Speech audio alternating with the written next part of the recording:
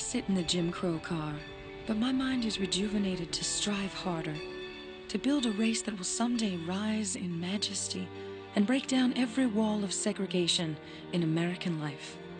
Charlotte Hawkins Brown. Leaving Massachusetts, where she had been educated, she returned to her home state of North Carolina to teach. When Charlotte Hawkins got off the train, there was no station, so she had no idea where she was. It was in the middle of the woods. So I think it was a little fear. You know, this is not New England. I'm in a different place.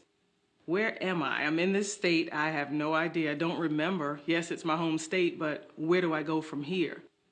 I think she adjusted well. In 1901, she converted an old blacksmith shed into a schoolhouse and opened the Alice Freeman Palmer Memorial Institute. For the next 2 decades, she struggled to raise money to build her school into an outstanding educational institution. Because white donors were reluctant to support a school that developed minds rather than domestic skills, Brown had to use subterfuge. When Brown begins teaching there, she has to say that she has a vocational school. I think the reason that whites wanted African Americans to continue the agriculture and domestic skills was it kept them at a certain level.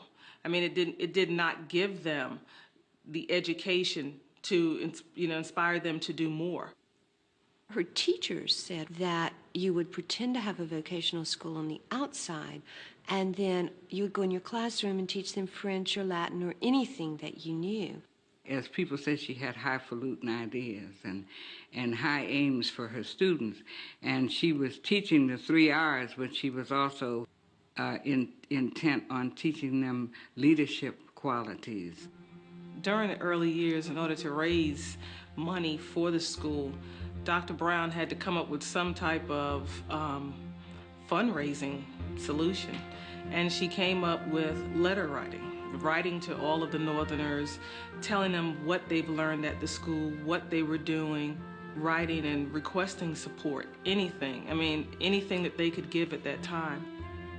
Dear Mrs. Worth, I have worried your patience, no doubt, but I have delivered the message of my soul to you.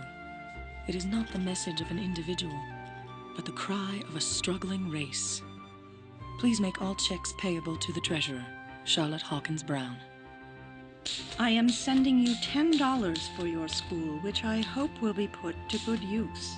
I advise you to instruct your girls to be virtuous, for moral looseness is an unfortunate quality of many young women of your race.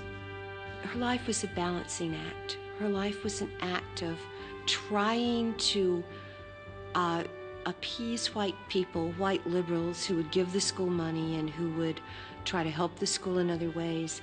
And then on the other hand, to try to work in an African-American freedom struggle that she clearly saw as ongoing, that she clearly saw herself as part of. She fought fights that people didn't usually fight in those days. They just went along with the system. But I think that if at any time she could go against the system, that's what Dr. Brown did.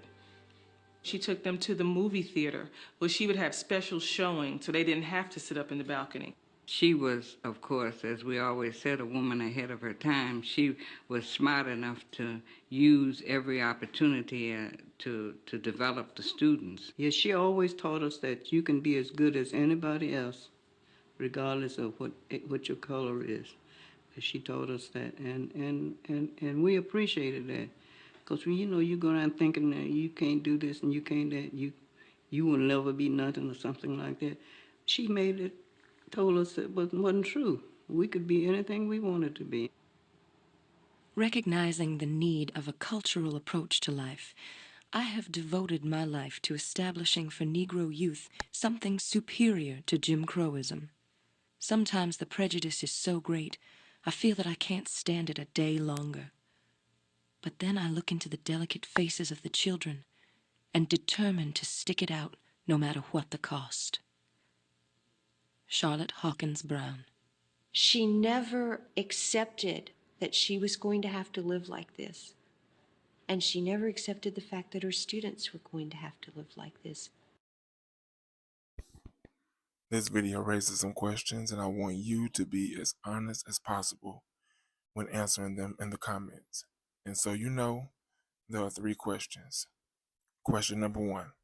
Before this video, have you ever heard of Charlotte Hawkins Brown? Number 2. What's your definition of a great education? And number 3. Put some names in the comments of people that you think are ahead of their time. Now, please be honest when answering these questions and doing that request that I asked. Share this video with anyone you deem necessary, and don't forget to like and subscribe.